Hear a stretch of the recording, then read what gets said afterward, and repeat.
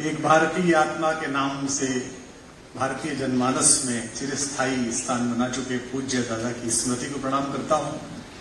मंच पर उपस्थित महाकाल के भक्त और पिछले 2.5 दशकों से अखाड़े के समय से मेरे मित्र और मध्यावर्त के मेधावी मुख्यमंत्री मोहन भाई को बहुत बहुत प्रणाम करता हूं। कुलगुरु की पुस्तक मैंने रेलवे स्टेशन से खरीदी थी और मैं अपने से बड़ों द्वारा रेखांकित न हो पाने की कुंठा में बहुत दिन जिया हूं। तो मुझे सदा लगता है कि मुझसे अच्छा अगर कोई कुछ भी कर रहा है, उससे अपरिचय भी हो तो भी उसका संपर्क सूत्र ढूंढ के उसे फोन करो, उसे कहो कि तुमने बहुत अच्छा काम किया है। तो मैंने वो किताब ली और उसमें मैंने भाषा पढ़ी, उपन्यास तो था ही, तो मुझे समझ नहीं आया कि किससे नंबर लूं। तो मेरे पुराने मित्र कवि सम्मेलनों के संयोजक प्रवीण भाई बैठे हैं इंदौर से, मैंने इनको फोन किया कि क्या आप इनको जानते हैं? बोले हाँ मेरे मित्र हैं। मैंने नंबर लिया और पहले मैंने 5 मिनट कविता की उस किताब की विषय वस्तु पर चर्चा की। वो 3 बार उन्होंने पूछा कि आप कौन बोल रहे हैं? तो मैंने कहा मैं एक पाठक बोल रहा हूं। ये भी मेरे लिए काफी सुखद था कि मध्य प्रदेश में एक ऐसा व्यक्ति भी है जो मेरी आवाज से मुझे नहीं पहचान पा रहा। इससे ही पता चलता है कि वो कितने तटस्थ व्यक्ति हैं। हो गए आप अपने घर के, हम नहीं जानते। तो फिर मैंने इनसे अंत में कहा कि मैं कुमार विश्वास बोल रहा हूं और आपकी किताब, तो उन्हें बड़ा अच्छा लगा। अभी उन्होंने जब मुझे कहा तो निस्संदेह बहुत सारे लोगों को ये आश्चर्य भी होता है, क्योंकि शुद्ध रूप से हिंदी कवि सम्मेलन की व्यावसायिकता को ऊपर ले जाने में मैंने थोड़ा श्रम किया और उन व्यावसायिक खांचों में इस कार्यक्रम का आमंत्रण फिट नहीं बैठता था। तो मैंने उनसे कहा कि उन्होंने कहा हम आपको क्या दे सकते हैं? तो मैंने कहा मुझे आप बस विद्यार्थी दे दीजिए, मैं जहाज पकड़ के खुद आ जाऊंगा अपने आप। जो आगे सभी सज्जन लोग बैठे हैं, सभी परिचित हैं, महनीय हैं, ये संवाद के स्तर से ऊपर उठ गए हैं। इनका जो कुछ होना था हो गया। मेरे को ऐसा कोई भ्रम नहीं है कि मैं इन्हें कुछ बोल के सुधार लूंगा या इन्हें कुछ बात सिखा दूंगा, ऐसा कुछ है नहीं। जो पीछे बैठे उनके सामने पूरा कर्म क्षेत्र पड़ा हुआ है, सबके सामने। और सबसे अच्छी बात यह है कि आप सब में से अधिकांश लोग यहां से पढ़ने के बाद मेरे घर आने वाले हैं। मैं नोएडा में फिल्म सिटी के पास रहता हूं, जहां 200 चैनल, सारे अखबारों के स्टूडियोज हैं, वहां काम भी करता हूं। तो ये सब बच्चियां हमारी बेटियां, ये सब बच्चे हमारे, ये सब मुझे फ्लोर पे मिलने वाले हैं, एंकर की तरह इंटरव्यू लेने वाले हैं, बाइट लेने वाले हैं, फोनो लेने वाले हैं। मैं 2 बिंदुओं पर अपनी बात केंद्रित करूंगा। एक जो मूल विषय विश्वविद्यालय ने मुझे दिया है, रामकथा में संप्रेषण और संचार, और दूसरा आधुनिक पत्रकारिता। पत्रकारिता में पिछले 10-11 वर्षों में एक बड़ी बेचैनी देखी गई है, क्योंकि पिछले 60 वर्षों में, 65 वर्षों में एक बड़ा स्थायित्व आ गया था। लोगों को पता चल गया था, लोगों को अंदाजा हो गया था कि वैचारिकी के खुदा किधर बैठे हुए हैं, किधर की तरफ मुंह करके क्या लिखने में क्या सुविधा प्राप्त होती है, ये आमतौर पर उन्हें पता चल गया था। 11 वर्षों में भारत का राजनीतिक परिदृश्य बदला है, भारत की वैचारिकी के मुख्य बिंदु बदले हैं, वर्षों से उपेक्षित विषय प्रासंगिक बने हैं और थोपे हुए विषय नेपथ्य में जा रहे हैं। ऐसे में कुलबुलाहट होनी स्वाभाविक है, बेचैनी होनी स्वाभाविक है। तो पत्रकारिता का विचार या विचार की पत्रकारिता। आज की तिथि में हमसे कोई पूछे, कोई बच्चा पूछ रहा था बाहर इंटरव्यू देता हुआ, आप कौन सा अखबार पढ़ते हैं? मुझे क्षमा कीजिए, मेरे 6-7 अखबार आते हैं, मैं पढ़ नहीं पाता, क्योंकि मेरे संपादकीय पढ़ने की आदत प्रारंभ हुई राहुल बारपोते से, प्रभाष जोशी से, राजेंद्र माथुर से, राजेंद्र अवस्थी से। आज जब मुझे पता है कि सेठ जी ने ये पत्रकारिता में जो अखबार छापा है, इसका संपादकीय किसी दूसरे लड़के से लिखवाया है, सेठ जी का सिर्फ नाम है, तो उस अखबार के संपादकीय पढ़ने में मेरी कोई रुचि नहीं है। वो काम आपको भी दिया जाएगा। आप सबसे अधिक चुनौतीपूर्ण व्यवसाय में जाने वाले हैं। सरल व्यवसाय नहीं है, सरल काम नहीं जिसमें आप जाने वाले हैं। तो इसमें आपको अपनी शक्ति और उसके पर्स पहचानने पड़ेंगे कि आपको क्या पर्स मिलते हैं। पीछे बैठे हुए बच्चों, हम उस देश में हैं जहां छपे हुए और बोले हुए अक्षर को आज भी सत्य माना जाता है। मैंने 17 वर्ष विश्वविद्यालय में पढ़ाया है। हिंदी के विभाग में बैठे हुए बड़े बड़े प्रोफेसर जिन्होंने 20-20 पीएचडी करा रखी थी, वो किसी विषय पर बहस करते हुए कहते थे, अरे विश्वास जी आपको पता नहीं है आज के जागरण में छपा है। अब उन्हें ये पता नहीं होता था कि ये जो छपा है ये किस लड़के लड़की ने लिखा है और किस कारण से लिखा है। छपे हुए अक्षर का आज भी इतना सम्मान इस देश में है, बोले हुए शब्द का आज भी इतना सम्मान है। 88 वर्ष की आयु के मेरे पिता, जिनकी 18वीं पुस्तक इस बार आई है, जो कल्याण में नियमित लिखते हैं, जो मोहन जी के बड़े स्नेहिल इनके प्रति आशीर्वाद दाता हैं, संघ के पुराने स्वयंसेवक के जनसंघ के दिनों से और लगातार लिखते पढ़ते हैं, वो आज भी यूट्यूब पर कोई एजेंडा फिक्सिंग की रील देखकर मुझसे पूछ लेते हैं, लाला ये क्या हुआ है। मैं उनसे कहता हूं कि लाइक्स लेने के लिए ऊपर थंबनेल लगा, ऐसा कुछ हुआ नहीं है, ऐसी कोई बात नहीं हुई। इसका मतलब अभी आपके पास एक चीज सुरक्षित है जिसका नाम है क्रेडिबिलिटी, जिसका नाम है विश्वसनीयता। वही एकमात्र चीज है जिसके ऊपर आपको अपना पूरा जीवन मिलता है। अब समस्या यहां यह हो गई है, बहुत सारे मित्र ऐसे बैठे हैं जो पहले चैनल्स में काम करते थे और अब विश्वविद्यालय में आए हैं या विश्वविद्यालय से चैनल्स में गए हैं। एक अखबार का संवाददाता, छोटे से गांव का, जिसको सेंटीमीटर में मिलकर पैसे मिलते हैं कि कितने इंच की खबर छपी, वो अगर स्थानीय कोतवाल साहब के किसी अनाचार को कम लिखता है तो आप उसकी बेचारगी समझ सकते हैं, आप उसकी दिक्कत समझ सकते हैं कि आर्थिक दिक्कत है। लेकिन दिल्ली में बैठकर जिनके पर्स करोड़ों रुपए में हैं, जिनको 20-20, 25-25 करोड़ रुपए का पैकेज मिलता है, अगर वो अनुकूल आंकड़ों के हिसाब से लिखते हैं तो वो अपराधी है, वो बड़े अपराधी हैं, उनका अपराध ज्यादा गिना जाना चाहिए। किसी विचार को केंद्र में रखने के बाद तटस्थ होकर लिखना ही पत्रकारिता है। आपका विचार हो सकता है, इस पर बिल्कुल परेशान मत होइए। आप कोई किसी बात को सच मान सकते हैं, किसी बात को गलत मान सकते हैं, मेरा भी अपना विचार हो सकता है। बहुत सारे लोग मुझे कहते हैं आप सेंटर टू राइट खड़े हैं, तो मैं कहता हूं सेंटर ढूंढ के बताओ किधर किधर का, मैं उधर खड़ा हो जाता हूं। आपका निजी विचार हो सकता है, लेकिन मंच पर खड़े होने के बावजूद मेरी आत्मीय मैत्री हो सकती है मुख्यमंत्री जी के साथ, लेकिन मंच पर खड़े होने के बाद, किसी सार्वजनिक जगह पर खड़े होने के बाद उनके प्रत्येक श्लाघनीय कार्य की प्रशंसा और सरकार के द्वारा न किए गए कार्य की सीमित मर्यादित शब्दों में आलोचना मेरा कवि धर्म है। अगर मैं उससे चूकता हूं तो मैं कवि धर्म का अपराधी हूं, इस लोकप्रियता का अपराधी हूं। अब इसको सीखना कैसे है? आपको इसे सीखना है अपनी पौराणिकी से। हमारे यहां एक विचार पैदा हो गया कि जो कुछ आया है वो पश्चिम से आया है, जो कुछ वहां से आया है वो सब कुछ ठीक है। हमने अंदर झांकना बंद कर दिया था। अब कुछ स्थितियां ठीक बनी है कि अंदर झांकने की प्रक्रिया प्रारंभ हो गई है, लेकिन अभी भी जड़ों में ऐसे गहरे लोग बैठे हुए हैं जो भारत के ज्ञान बोध के प्रति ग्लानि अनुभव करते हैं, जिन्हें वही बात अंग्रेजी में कह दी जाए, दुनिया के किसी दूसरे ग्रंथ से ढूंढ के ला दिया जाए तो उसे बहुत अच्छा करते हैं। जैसे आपके भाषा संस्कार में भी मैं अक्सर देखता हूं, आप कृष्ण को कृष्णा बोलते हैं, इसलिए बोलते हैं क्योंकि पश्चिम में बोला गया है, जबकि सब जानते हैं कि कृष्णा हमारी भाभी बैठी है। कृष्णा द्रौपदी का नाम है, वो कृष्ण की सखी है, कृष्ण नाम है। आप योग को योगा बोलते हैं क्योंकि पश्चिम से सिखाया गया है। हमारा वैचारिकी परिवेश पश्चिम ने इस प्रकार दूषित किया है, वो माइंडसेट इतना दूषित किया है कि आज हमें वहां जो कुछ है वो सब सच लगता है। बहुत अच्छा कर दिया मुख्यमंत्री जी ने, मेरे संभाषण का बीज यहां पर अनायास ही रख दिया। वो रख दिया महर्षि नारद से। विचार और पत्रकार के बीच का अंतर नारद सिखाते हैं। नारद जी के मन में प्रतिपल नारायण चलता है।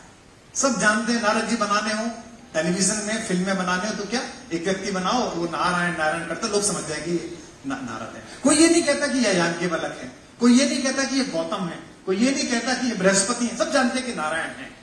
लेकिन उसके बाद भी नारायण के दरबार में खड़े होकर, इंद्र के दरबार में खड़े होकर यह कहना कि आप सबसे सुंदर नहीं है, पृथ्वी पर इक्ष्वाकुवंशीय राजा पुररवा है जो आपसे भी सुंदर है, यह कहने का साहस उस पत्रकार में है जिसके अंदर नारायण नारायण का विकास है। आपके अंदर भारत का संस्कार बचता है, आपके अंदर किसी वैचारिकी का उल्लेख बचता है। आप राष्ट्रीय स्वयंसेवक संघ की विचारधारा से प्रेरित हैं, आप वामपंथ की विचारधारा से प्रेरित हैं, आप हो सकते हैं, यह आपका निजी बौद्धिक चयन है। लेकिन इन वैचारिकियों से प्रेरित होने के बाद भी पत्रकार के रूप में इन्हीं वैचारिकियों के सम्मुख सत्य बोलने का साहस ही आपको पत्रकार बनाता है, वही आपको गणेश शंकर विद्यार्थी बनाता है, वही आपको माखन दादा बनाता है। बाहर निकलते हुए हमने जो हेडलाइन देखी, उस हेडलाइन को लिखने के लिए साहस चाहिए था। पत्रकारिता के बहुत सारे बच्चे, जो कि सभी मित्र हैं पत्रकारिता के, बड़े संस्थानों के मालिक और उनके महत्वपूर्ण लोग, तो अक्सर साल में 20-30 सिफारिशें आती हैं। आज तक में बोल दीजिए, भास्कर में सुधीर भैया को बोल दीजिए, यहां बोल दीजिए, प्रवीण जी के यहां बोल दीजिए, आती हैं ऐसी। सबसे बड़ी बात पता है क्या पूछते हैं वो बच्चे, क्या चाहते हैं? पर्क्स, कितना मिलता है, कितना मिलेगा। देश का सबसे बड़ा पत्रकार और देश का सबसे बड़ा अखबार चांद, जो हमारे उत्तर प्रदेश से निकलता था, उसका एक अंक छपा था फांसी अंक। मुख्यमंत्री जी उसका विज्ञापन फ्रंट पेज पर छपा था, क्योंकि उसके 3 संपादकों को फांसी हो चुकी थी। चौथे संपादक की नियुक्ति के लिए उस जमाने में मुझे बोलते हुए रोमांच हो रहा है। 1921 में विज्ञापन निकला, 1927 में विज्ञापन निकला और कहा चांद नामक क्रांतिकारी अखबार के संपादक पद के लिए जरूरत है वेतनमान, अंग्रेजों की जेल और काला पानी, अतिरिक्त पुरस्कार, फांसी भी हो सकती है। यह विज्ञापन की भाषा थी। और संभवतः अगली जानकारी पर यह पूरा सदन उत्साह से गूंज जाएगा मेरे नवीन नौनिहाल पत्रकारों द्वारा। आपको आश्चर्य इस बात का नहीं है कि विज्ञापन निकला। उस जमाने में जब बीए पास होना बड़ी बात होती, शिक्षा पास करनी बड़ी बात होती थी, 123 पूरे भारत से नियुक्तियों के लिए आवेदन आए कि मुझे रख लीजिए, मुझे रख लीजिए, मुझे रख लीजिए। यानी कि भारत के 123 बीए पास लोग तैयार थे कि अंग्रेज के खिलाफ लिखना है और फांसी मिलनी है, तो इस पत्रकारिता के वेतन मान के लिए मैं तैयार हूं। दूसरी बड़ी चिंता है अध्ययन की। ये आपको कुलगुरु और आपके प्राध्यापक लोग यह सिखा सकते हैं कि वैचारिकी को और खबर को कैसे ट्रीट किया जाना है, लेकिन खबर की पूर्व पीठिका क्या है, उसका अध्ययन क्या है। वर्तमान पत्रकारिता का जो संस्थान है वो आपको इसकी अनुमति और समय नहीं देता। वो आपको इतना व्यस्त रखता है कि आप समय नहीं। यूक्रेन पे एक लड़की बात करने बैठती है, अगर उसको चैनल से हटाकर भारत विश्व का नक्शा बिछाकर ये कहा जाए यूक्रेन कहां है, तो 25-30 बार के प्रयास के बाद वो बता पाएगी यूक्रेन कहां पर है। और वो यूक्रेन में बात कर रही है, क्योंकि उसके कान में ईपी लगा हुआ है, अंदर से बोला जा रहा है कि ये पूछो। मुझे बड़ा आश्चर्य होता है कि लोक कोकिला लता मंगेशकर जी के दिवंगत हो जाने पर भी शोक के बारे में फोनो लेते हुए देश के पहले दूसरे चैनल की बच्ची बैठी हुई कहती है, कुमार जी बाकी तो बहुत अच्छा है, आपने शोक प्रस्तावना की, अपने अनुभव बताए, इस अवसर पर कोई कविता हो तो। क्योंकि उसको ये कहा जा रहा है, उसको पीछे से ये कहा जा रहा है। तो एक पूरी पीढ़ी अखबार के बिना प्रशिक्षण के वहां तक पहुंची है। यहां जिन लोगों को कैरियर बनाना है वो कुछ भी कर लें। एक सलाह बड़े भाई होने के नाते मैं बच्चों आपको देके जा रहा हूं, जिन्हें अच्छा पत्रकार बनना है, कैरियर छोड़ दीजिए, उनसे निवेदन है कम से कम 3 साल प्रिंट में काम करिए, अखबार में काम करिए, पत्रकारिता।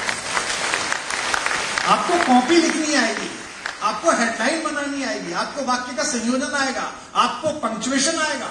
ये पता ही नहीं है कैसे लिखा जा रहा है। मैं खबरों, हमारा संस्कार हुआ, मैं तिवारी जी राजस्थान में असिस्टेंट डायरेक्टर हायर एजुकेशन था, और मैं जिस जगह पोस्टेड था वो छोटी जगह थी और वहां से जिला मुख्यालय 40 किलोमीटर दूर था। और मुझे 3 सेवक मिले हुए थे मेरे कार्यालय पे। उनमें से एक सेवक की जिम्मेदारी थी 1993 में कि वो सुबह उठ के पहली बस पकड़ के भीलवाड़ा जाता था और बस अड्डे से जनसत्ता लेकर आता था। जब तक मैं प्रभात जी का संपादकीय न पढ़ लूं, जब तक मैं ज्योतिर्मय न पढ़ लूं, जब तक मैं आप ही के यहाँ का तेजाबी तेवर वाला आलोक तोमर ना पढ़ लूं, कुमार आलोक ना पढ़ लूं, कुमार संजय सिंह ना पढ़ लूं, तब तक मुझे बेचैनी रहती थी कि खबर ठीक से आई नहीं। आज आप सोच के देखिए, अखबार पलटते में आपको लगता है क्या विवाहिता प्रेमी के साथ भागी? खबर है, मैं मानता हूं खबर है, लेकिन खबर कहते हैं कि लोगों को यह पसंद है। गलत बात है साहब, लोगों को यह पसंद है। मैं असहमत होता हूं। 37 वर्ष हो गए मंच पर कवि सम्मेलन के लोग बैठे, कराने वाले लोग बैठे। जब मैं आया था इस देश के मंचों पर कोहड़ा हास्य पसंद था, इस देश के मंच पे अश्लीलता पसंद थी, इस देश के मंच पे सांप्रदायिक जुमले पसंद थे। हमने गीत लिखा, प्रेम लिखा, मेहनत की, इस देश ने स्वीकार किया और इस देश के बाद भी लोगों ने स्वीकार किया। लोक रुचि के नियामक हम हैं, लोक कैसा चलता है ये हम हैं। मुख्यमंत्री कार्यालय में गाय पलती है या कुत्ते पलते हैं ये मुख्यमंत्री तय करता है, मुख्यमंत्री कार्यालय तय नहीं करता। आज उनके यहां जाइए, गाय पलती है क्योंकि उनका संस्कार गौ सेवा का है। कल दूसरी परंपरा का कहीं मुख्यमंत्री है, उसके यहां कुत्तों की फौज है, वो कुत्तों का प्रदर्शन करता है। ये वाला कौन सा है? ये आपके ऊपर। कुत्ते बुरी चीज नहीं है, कोई खराब बात नहीं है। मैं माननीय से असहमत हूं जो वो कर रहे हैं, जो भी कर रहे हैं, बोल नहीं सकता, कंटेम्प्ट हो जाएगा, लेकिन असहमत। और इस बात पर प्रसन्नता व्यक्त करता हूं कि उन्होंने यही कहा कि दिल्ली से 4 टांगों वाले निकालो, वरना पता नहीं कौन पकड़ लिया जाता।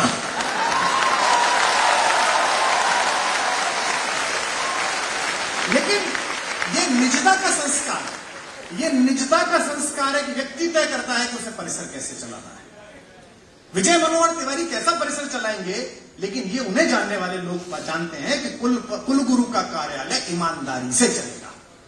एक पैसे की भी हेरफेर इस विद्यालय में नहीं हो सकती, इस विश्वविद्यालय में नहीं हो सकती। ये उन्हें जानने वाले लोग जानते हैं। जो सारी स्प्रहाओं को छोड़ के अमरूद के पेड़ लगाने गांव चला जाए, और उसे व्यवस्था बुला के कैंपस संभालना, उसको क्या करना है? उसके लिए वो पेड़ भी वैसे ही हैं जिनको संभालना था, पानी देना था, पत्ते छांटने थे, उनकी गुड़ाई करनी थी, उनमें खाद डालना था। और आप पेड़ भी वैसे ही हैं जिन्हें आने वाला कल का बड़ा फलदार पेड़ बनाना था। संप्रेषण देखिए इस देश में कैसे हुआ है। भगवान राम का संप्रेषण देखिए, कितना अद्भुत संप्रेषण है। हनुमान का संप्रेषण जो माननीय मुख्यमंत्री जी ने उसका उल्लेख किया, वो कितना अद्भुत संप्रेषण है। चाणक्य का संप्रेषण देखिए, इस देश की युवा पीढ़ी 2 बार जब उठकर खड़ी हुई है हमारे ज्ञात इतिहासों में विरोध करने के लिए निरंकुश शासकों का, वो एक बार खड़ी हुई है चाणक्य के समय और एक बार खड़ी हुई है 77 में आपातकाल के समय। क्योंकि पुराना व्यक्ति तो प्रतिरोध करने में देर लगाता है। देखिए, बुरा मत मानिए, धीमे धीमे आग बुझती है, मस्तिष्क की मेधा की जिज्ञासाएं प्रबल होती हैं। मैं स्वयं खुद में महसूस करता हूं कि आज से 25 वर्ष पहले, 20 वर्ष पहले जो युत्सा थी, जो लड़ जाने की ताकत थी कि छोड़ेंगे नहीं, भिड़ जाएंगे, वो धीमे धीमे बंद पड़ी है। क्योंकि दोनों पक्षों को चेक करने का अभ्यास हो गया है, ठीक तो है, गलत तो नहीं है, गलत तो नहीं कर रहे हैं। आप में नहीं है।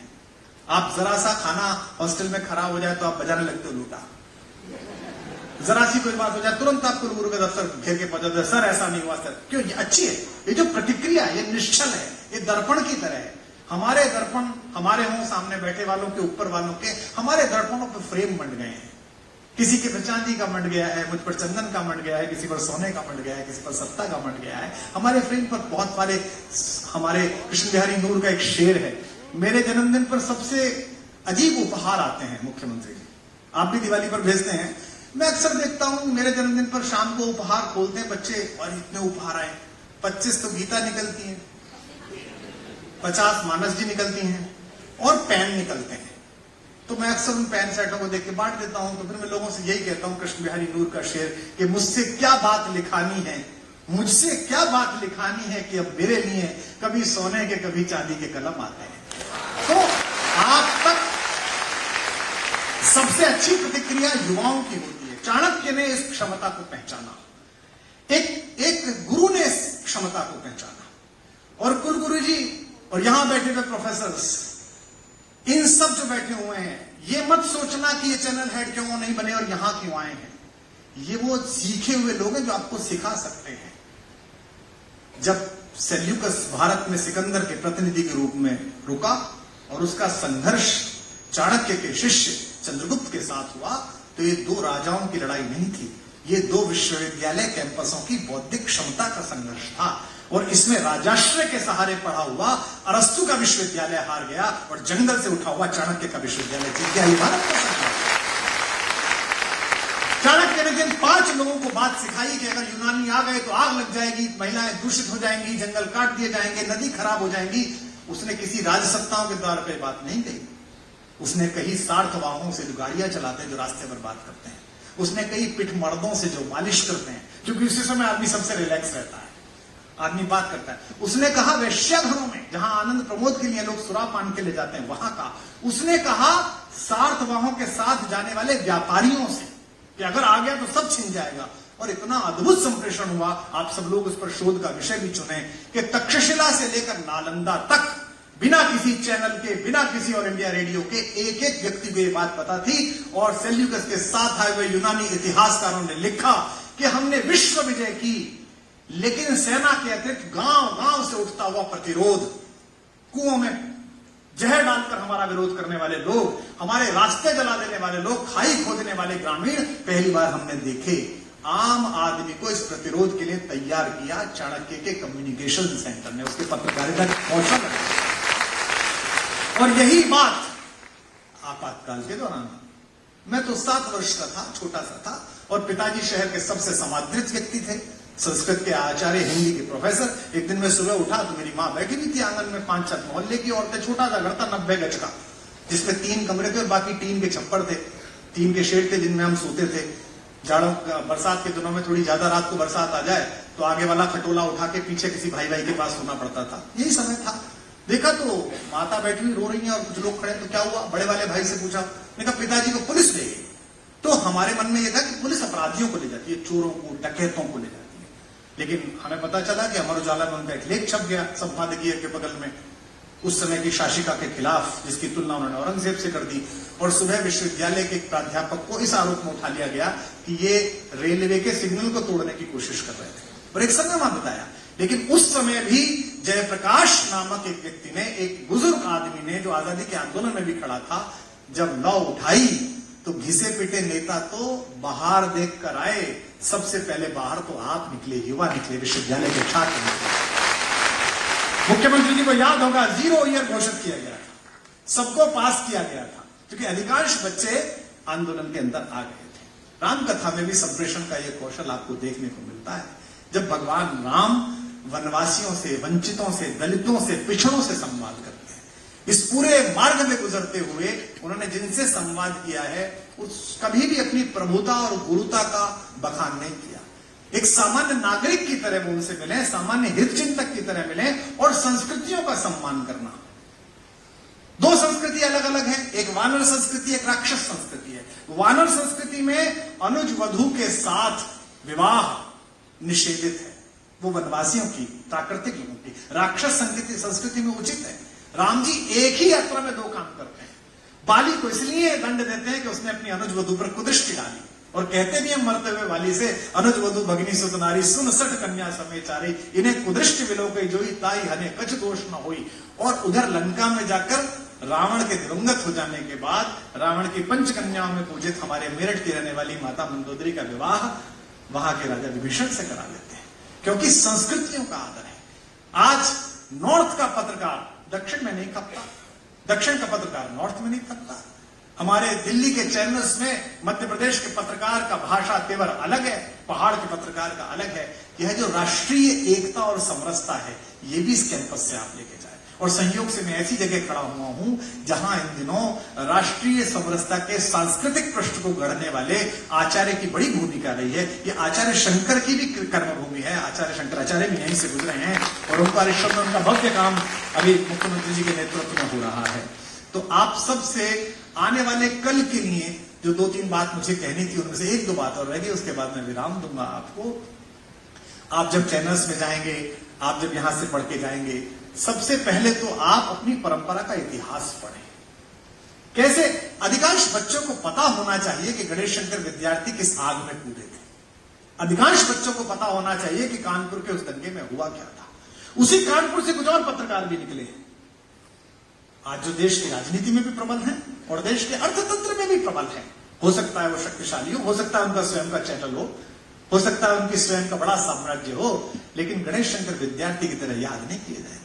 हेतु पता कर लो, लाइफ का, जीवन का हेतु पता कर लो।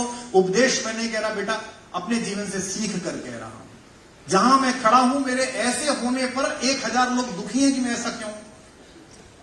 लोगों को लगता है कि मैं उधर क्यों नहीं हूं, मैं उधर क्यों नहीं हूं, मैं वहां क्यों नहीं चला गया। लेकिन ये चयन है, क्योंकि आप अंदर की डेस्टिनी पहचान लो। अगर इस विश्वविद्यालय में एडमिशन लिया है तो पत्रकार बनने के लिए लिया है, कुछ और बनने के लिए तो लिया नहीं है। कि कुछ नहीं कर पा रहे थे तो यहां आ गए। यहां तो एडमिशन भी बहुत मुश्किल से होता है, आपका टेस्ट ही बड़ा मुश्किल है, कुछ ही बच्चों का हो पाता है। तो आप सब मेहनत से यहां पहुंचे हैं। अब आपको कॉर्पोरेट का पत्रकार बनना है, आपको कॉर्पोरेट कम्युनिकेशन में जाना है। अच्छा, कुछ बच्चियां परेशान है, हो सकता है तुम फंस गए, कोई दिक्कत नहीं है, पर बेटा अब आ गए हो, लैंड कर गए हो, तो पत्रकार के अलावा कुछ नहीं बन सकते। जितनी जल्दी डेस्टिनी पहचान लोगे, उतनी जल्दी जीवन सफल होगा। हमसे लोग कहते हैं कि इस व्यावसायीकरण के कारण भी कहते हैं कि कवि सम्मेलन की कविता महंगी कर दी। बाहर भी एक बच्चा पूछ रहा था 35-40 लाख की कर दी। इसलिए नहीं कर दी कि स्वयं को चाहिए, कुछ दिन की बात और उसके बाद तो ये भी बदलना है, ये भी जाना है, कुछ और ही आना है शरीर पर। ये इसलिए कर दी क्योंकि एक बार इस संस्थान को सम्मान मिल जाए। अन्यथा धन हेतु नहीं है कलाकार का और पत्रकार का, धन हेतु नहीं है। दुनिया के किसी भी आत्मदीपित मस्तिष्क और आत्मा का सबसे बड़ा दुरुपयोग है उससे धन कमाना। और ये कमाने के बाद मैं सीखा हूं, इसलिए आप भी कमाओ, कोई दिक्कत नहीं है, लेकिन नैतिकता के साथ कमाया। इसीलिए काजल की जिस कोठरी में गया था प्रवास करने के लिए, वहां से भी निष्कलंक निकल कर आया, आनंद के साथ बाहर आया। क्योंकि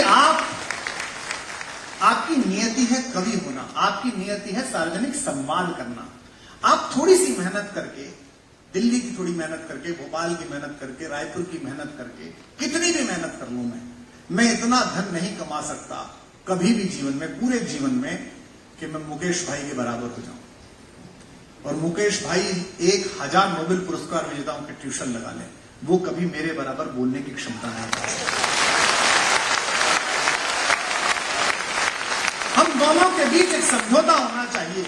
अगर उनके घर पर भोजन कराने के लिए 20 व्यक्ति है तो मेरे घर पर भी भोजन कराने के लिए एक व्यक्ति तो होना चाहिए। उनके पास अगर 100 गाड़ियों का फ्लीट है तो मेरे पास भी 2 वाहन तो होने चाहिए। इतनी ही मुझे अर्थ की तृष्णा होनी चाहिए और अपने शेयर ब्रोकर्स को साल में एक बार अपनी प्रगति की बात वो बता सके, इतने उनके पास शब्द होने चाहिए। यदि मैं उससे ज्यादा धनी बनने का प्रयास करूंगा तो मेरा नाश निश्चित है, और उससे ज्यादा वो वक्ता बनने का प्रयास करेंगे तो उनकी कंपनी में डूबना भी चाहिए। बैठे हैं, कुलगुरु बैठे हैं, इनका एकमात्र काम है, जिस गर्वबोध के साथ आज कुलपति ने, कुलगुरु ने यह बताया कि मैं इस विश्वविद्यालय के दूसरे सत्र का टॉपर हूं, मैं अपने जीवन की विदा बेला में, अवसान बेला में ऐसे ही सामने अतिथि के रूप में बैठे हुए तुम में से एक बच्चे को यहां खड़े होने का स्वप्न पालता हूं, विश्व के सबसे बड़े संस्थान में खड़े होने का स्वप्न पालता हूं, या किसी एयरपोर्ट की लॉन्ज में मिलते हुए, पैर छूते हुए तुम में से किसी एक बच्चे से, बच्ची से सुनना चाहता हूं कि मैं आजकल इस चैनल का हेड हूं, आप हमारे कैंपस के शुभारंभ सत्र में आए थे। क्योंकि जो आकर्षण वहां है, देखिए जीवन चलाने के लिए तो आपको भेजा गया है तो उतना तो आपको मिलना चाहिए, 2 वक्त का भोजन हो, सुविधाएं हो, और इतना सारे संस्थान देते हैं। मैं अपने ब्यूरोक्रेसी के दोस्तों में भी कहता हूं, मेरे ब्यूरोक्रेसी के बहुत पुराने मित्र यहां पर बैठे हैं, आचार्य साहब, और भी बहुत सारे मित्र हैं। आजीवन चिंता करती है ये व्यवस्था आपकी, आजीवन घर, आजीवन मकान, आजीवन सब चीजें चिंता करती है। इससे आगे की चिंता, इससे आगे की निजता की चिंता आपके नैसर्गिक पतन का सहज मार्ग है। तो पत्रकार मित्रों और भविष्य के पत्रकार मित्रों जो यहां बैठे हो, ये रील्स में चमकते हुए चेहरे जैसे मैं अक्सर देखता हूं आप, और मुझे बड़ी कोफ्त होती है कि बंबई में एक दूसरे कैडर के अभिनेता, पहला कैडर का है भी नहीं, उनकी तीसरी पत्नी के दूसरे बच्चे के पीछे आप भागे हुए। अब वो मुड़ा, अब उसने खाया, अब उसने खिलौना गिराया, वो तो उन लोगों ने सुविधा नहीं दी, वरना आप बाथरूम में भी जाएं। मैं ये नहीं कहता कि सूचना नहीं मिलनी चाहिए। अब आप क्या कहते हैं, लोग ऐसा देखना चाहते हैं। नहीं, लोग देखना नहीं चाहते, आपने ऐसा देखना सिखाया, आपको ये सरल लगी, आपको ये बात बहुत अच्छी लगी। हाँ, टैरिफ बढ़ती हुई, टैरिफ में वो जो एक बुरे बालों वाला फूफा है,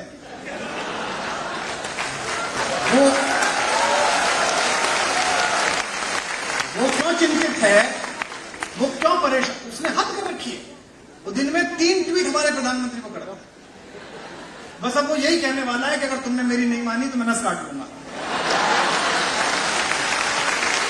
अरे भाई, तुझसे कोई बात नहीं करा तो अपना काम करे। एक स्वाधीन देश है और दूसरे प्रकार का नेतृत्व है। ये जो ऐसी तरह से आर्म ट्विस्टिंग करने वालों के साथ क्या करता है ना पता हो तो कांग्रेस में मित्र है, उनसे पूछ ले, वो बता देंगे क्या करता है। तो इसमें जिसने भी उन्हें बताया है कि उनके सलाहकार है, वो ठीक नहीं है मुझे लगता है।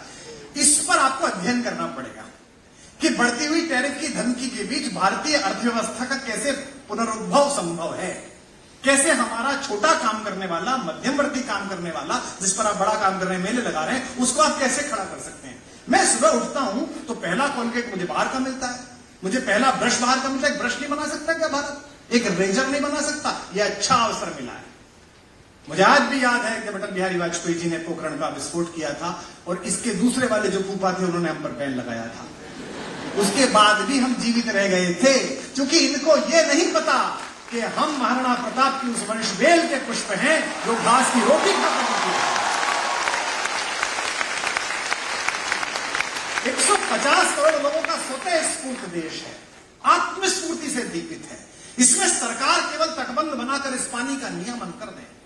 और एक बात मुझे बहुत अच्छी लगी जो मुख्यमंत्री जी ने कहा कि हम तो जो भी सीट बेल्ट बांध लेता हूं उसके साथ है। शिक्षा के हर परिसर में मैं यह कहता हूं, विधायी रूप से आप इस संस्थान के सर्वोच्च पद पर हैं मुख्यमंत्री जी, लेकिन शिक्षा और कला ये 2 क्षेत्र ऐसे हैं जिनमें सत्ता का नियंत्रण नहीं, प्रबंधन आवश्यक है।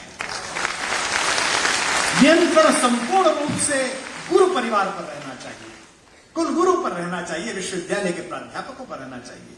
ये जिस दिन जो सत्ता सीख जाएगी उसी का भला होगा, व्यवस्था जहां सीख जाएगी। हम अभी एक इंजीनियरिंग कॉलेज के उद्घाटन के लिए गए थे, उनके 7-8 इंजीनियरिंग कॉलेज है, बड़े उद्योगपति। तो उन्होंने मुझसे कहा कॉलेजों में गुणवत्ता नहीं आ रही, मैं गुणवत्ता कैसे लाऊं? तो मैंने उनको एक वैसी बात की, उसके बाद फिर मुझे अब पता है आगे नहीं बुलाएंगे मुझे। तो मैंने उनको कहा कि चेयरमैन साहब, जिस दिन आपका चैम्बर छोटा और इस इंजीनियरिंग कॉलेज के डायरेक्टर का चैम्बर बड़ा हो जाएगा, उस दिन से इस परिसर में गुणवत्ता आनी प्रारंभ होगी। बहुत दिन बाद मैंने एक कुलगुरु देखा है, उज्जैनी में विक्रम विश्वविद्यालय में डॉक्टर शिवमंगल सिंह सुमन कुलपति हुआ करते थे। भागलपुर विश्वविद्यालय में राष्ट्रकवि रामधारी सिंह दिनकर कुलपति थे। अन्यथा कुलपतियों की, कुलगुरुओं की आभाएं राजनीतिक अतिक्रमणों के कारण क्षीण होने लगी। उनके निजी अनुभव, उनकी निजी मेधा, उनकी निजी प्रतिभा से तो आपका यह भी सौभाग्य है कि इस परिसर के प्रारंभिक दर्द समझने वाला एक दर्दमंद हमसफर आपको मिला है कुलपति के रूप में, कुलगुरु के रूप में। आपका यह भी सौभाग्य है कि एक ईमानदार व्यक्ति मिला है। तो ये भी पता है जो पेड़ जहां लगेगा वहीं लगेगा, जो फर्नीचर जहां रहेगा वहीं रहेगा, जो नियुक्ति होगी वो सही होगी। और आपका यह भी सौभाग्य है कि मुझ जैसा व्यक्ति, जिसे अच्छी सरकारें और अच्छे हमारे मित्र भी 35 से 30 लाख नहीं करवा पाते, वो फ्री आपके बीच आता रहेगा, ये भी आपका सौभाग्य है। तो मैं कुलगुरु जी आपसे अनुरोध करता हूं कि एक समय देखकर, क्योंकि अब तो समय की सीमा है, मुख्यमंत्री जी का समय निश्चित रूप से प्रतिपल व्यस्त है, मैं समझता हूं, ऐसी भी व्यवस्था बनाइए कि कैंपस में जिसको भी बुलाएं, आप हमें भी बुलाएं, किसी को बुलाएं, तो एक दिन 1 घंटे के लिए नहीं, 6-7 दिन के लिए बुलाएं, जो जाकर क्लास पढ़ाई जाए, बच्चों के साथ संवाद किया जाए। क्योंकि आपके मस्तिष्क से, आपके तो इतने संबंध हैं नोएडा में सबसे, और हमारे भी सबसे संबंध हैं, इनके मस्तिष्क से ये भय जाना चाहिए, ये अपरिचय जाना चाहिए कि ये फला पत्रकार है, ये तो बहुत बड़े हैं। तो आपको पता चलेगा कि जो बड़े हैं वो भी इसी प्रक्रिया से निकले जहां आप खड़े हैं। आपका मार्ग उनसे भी आगे का है, आपकी प्रतिभा और आपकी चेतना उनसे भी विराट है, और सबसे बड़ी बात है आपकी तटस्थता और ईमानदारी उनसे बेहतर तो है ही, इसकी तो कसम खाई जा सकती है। आप सब लोगों को अनंत शुभकामनाएं, आयु में बड़े होने के कारण अशेष आशीर्वाद, और जितनी हमारे बच्चे बैठे हैं, जितनी बेटियां बैठी हैं, बेटे बैठे हैं, आप सबका हमारे क्षेत्र के उस जो बड़ा दंगल है समाचार का नोएडा, उसमें स्वागत है। आप सब मिलते रहेंगे, और माखनलाल चतुर्वेदी पत्रकारिता विश्वविद्यालय का परिचय आप देंगे तो आपसे एक अतिरिक्त प्रेम मुझे हो जाएगा कि मैं उसी परिसर के विद्यार्थी से बात कर रहा हूं जहां के 17 आरंभ में यहाँ आया था। राम कथा में संचार, जो थोड़ा मैंने कहा है, मैं समझता हूं कि 2 ही पात्रों को केवल आप पढ़िए, एक अंगद को और एक पढ़िए आप हनुमान को, और फिर उनकी शक्ति देखिएगा। दुर्भाग्य यह है कि बंबई की अधकची मस्तिष्क जीविता ने हनुमान जी को उपहास का पात्र बना दिया। दुर्भाग्य यह है कि उसके बाद भी वो गर्वित थे, और दुर्भाग्य है कि उनसे जब पूछा गया कि आपने हनुमान जी से गाली क्यों दिलवाई, तो उन्होंने कहा हनुमान जी तो जंगली थे। अरे आप वाल्मीकि रामायण ही पढ़ लेते हैं, जिनके विषय में वाल्मीकि रामायण में स्वयं प्रभु राघवेंद्र सरकार पहले परिचय में कहते हैं, वाक्यज्ञम मधुरम विदम सुग्रीवम सचिवा कपि। हे लक्ष्मण, यह सुग्रीव का सचिव निश्चित रूप से वेदों का ज्ञाता है, वन्यता इतना अच्छा व्याकरण, इतनी अच्छी भाषा कोई बोल नहीं सकता जो ये बोल रहा है। और अब हनुमान जी की पत्रकारिता की तटस्थता का वर्णन देखिए, इस पर आप ध्यान रखिएगा, इसे नोट करिएगा अपने जीवन में सदा। हनुमान से बड़ा राम जी का कोई भक्त नहीं है, इसीलिए इस देश में भरत जी का मंदिर नहीं है, सुग्रीव जी का मंदिर नहीं है, हनुमान का मंदिर है। मुझसे किसी ने पूछा था कि सुग्रीव का मंदिर क्यों नहीं है, क्योंकि सहायता तो सुग्रीव ने ज्यादा की थी, हनुमान जी तो उनके प्रधानमंत्री, तो उनका क्यों मंदिर है? सुग्रीव की सहायता ट्रीटी थी, तुम मुझे मेरा राज्य दिला दो, मैं तुम्हें पत्नी दिला दूं। जब आप किसी के साथ ट्रीटी करते हैं, व्यापार करते हैं, तो नुकसान फायदा देखते हैं, आप व्यापार देखते हैं। हनुमान की भक्ति समर्पण है, प्रभु मुझसे कुछ नहीं चाहिए, मैं जो कुछ कर सकता हूं वो आपके लिए समर्पित है, बताइए क्या करना है। इसीलिए हनुमान का मंदिर है। वही हनुमान जब रावण से मिलकर आते हैं, तो रावण से मिलकर आने के बाद जो उन्होंने भगवान के सामने, राघवेंद्र सरकार के सामने रावण का वर्णन किया है, वो पत्रकारिता का सर्वश्रेष्ठ उदाहरण है। शत्रु में भी क्या अच्छाई है इसका वर्णन किया है। अहो रूपमान सर्वलक्षण लक्षण, कहते हैं वो इतना सुंदर है प्रभु, समस्त प्रकार के लक्षणों से युक्त है। उसकी नासिका ऐसी है, उसके कुंतल ऐसे हैं, उसकी आवाज में बेस इतना है, जैसे हमारे संचालक जी, उसकी आवाज में इतना बेस है, वो ऐसे बोलता है, वो ऐसे संतुष्ट करता है। यह किसकी प्रशंसा कर रहे हैं? राम जी के घनघोर शत्रु अनाचारी रावण की, जो परिस्थिति का हरण कर चुका है। लेकिन इस समय भूमिका में किसमें? पत्रकार की भूमिका में। तो मंत्री जी फूफा लगते हैं, लेकिन चैनल का माइक हाथ में हो और मंत्री जी का अनाचार हो तो अंदर के हनुमान को जगाना कि सच तो बोलना ही पड़ेगा, बात तो करनी है। यह सब सर्वोत्कृष्ट उदाहरण है। दूसरा पत्रकार भेजा गया है जानकारी लेने के लिए और बात कहने के लिए, दूसरे पक्ष में अंगद भेजा गया है। अंगद जैसा पत्रकार, इसमें एक बात सदा ध्यान रखना, सब कुछ छोड़ देना, सब में तटस्थ रहना, केवल एक चीज है जिसमें अपनी पत्रकारिता की मर्यादा को भी एक तरफ रख देना, वो है राष्ट्र धर्म, देश पर बात। तो ये मत सोचना, क्योंकि हमारे देश में कुछ लोग ऐसे भी हैं जो पत्रकारिता की आड़ में राष्ट्र धर्मिता के विपरीत जाते हैं। हम मुख्यमंत्री के खिलाफ चुनाव प्रचार कर सकते हैं, उनके खिलाफ लड़ सकते हैं, प्रधानमंत्री के खिलाफ लड़ सकते हैं, लेकिन विश्व का दूसरा कोई महनीय अहंकारी शासक अगर मेरे प्रधानमंत्री से लड़ रहा है तो किसी पार्टी के व्यक्ति से नहीं लड़ रहा है, वो भारत से लड़ रहा है, वो भारत का नाते उसके साथ। अंगद को भेजा गया, अंगद पहली रात गया है मनाने के लिए आखिरी प्रयास में, क्योंकि एक बार फिर प्रयास किया जा रहा है। हनुमान ने कहा मैं जाऊं, भगवान ने कहा तुम मत जाओ, तुम पिछली बार गड़बड़ हुई, तुम रहोगे, अंगद तुम जाओ। अंगद गया, अंगद शालीन है, लेकिन अंगद ने संवाद किया है वो किस प्रकार मनोबल क्षीण कर सकता है पत्रकार, अनाचार को किस प्रकार उसके मनोबल से हीन कर सकता है, अंगद इसका उदाहरण है। अहंकार में पड़े हुए रावण ने पूछा कौन है, किसका लड़का है, कौन है, कौन को सुत, बाली का, को बाली, और बाली जानता तो है कि बाली कौन है, लेकिन आप चमचों से घिरे हुए बैठे हो और एक ऐसा आदमी आया जिसके पिताजी ने आपको पीटा हो, तो आप ये थोड़ी कहोगे कि मैं पिताजी को जानता हूं, कौन को सुत, बाली का, को बाली, तो वो अहंकार में नहीं कहता, न जानिए, भूल गए, शायद आपको याद नहीं होगा, मेरे पिताजी वही बाली जिन्होंने आपको मार के यहां दबाया और 7 बार सागर की परिक्रमा करी, मैं उन्हीं का बेटा है। कौन को सुत, बाली को बाली न जानिए, पोटरी कांख में चापी रहे, सागर साथ नहात बखानिए। फिर पूछता है सागर कैसे तरे हो, समुद्र कैसे पार करा, इतना दुष्कर काम, जैसे गोपद, जैसे गाय पैर अड्डे कीचड़ में उसको पार कर लेते हैं। और आखिरी बात जो कही है उस पर तो उसी रात रावण युद्ध हार गया, उसका मनोबल टूट गया, उसके चेलों का मनोबल टूट गया। कौन को सुत बाली का, सागर कैसे तरियो जैसे गोपद, काज कहा किसलिए कि मैं किष्किंधा में रहता था, मैंने सोने के चोर देखे, चांदी के चोर देखे, पशुओं के चोर देखे, दूसरे की पत्नी का चोर नहीं देखा था, उसे देखने की बड़ी इच्छा थी, तो इसलिए मैं काज कहा सिए चोर रही, देखो सीता।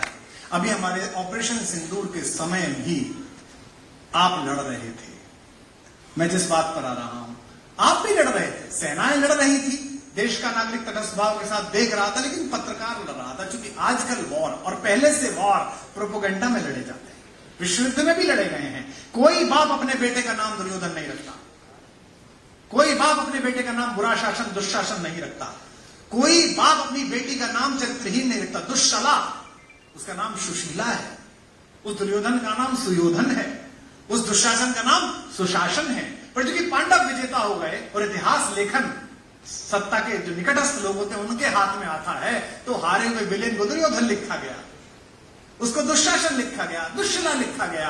तो समय के वेदव्यासो, आपके हाथ में ये निर्णय है कि जब तक इस युग की महाभारत का निर्णय नहीं हो जाता, तब तक आप कौरवों और पांडवों के बीच कृष्ण की तरह खड़े हुए उसी तटस्थ भाव के साथ गीता पढ़िए, जैसा उस योगेश्वर ने पढ़ा था जिसका जन्मदिन मनाते हैं।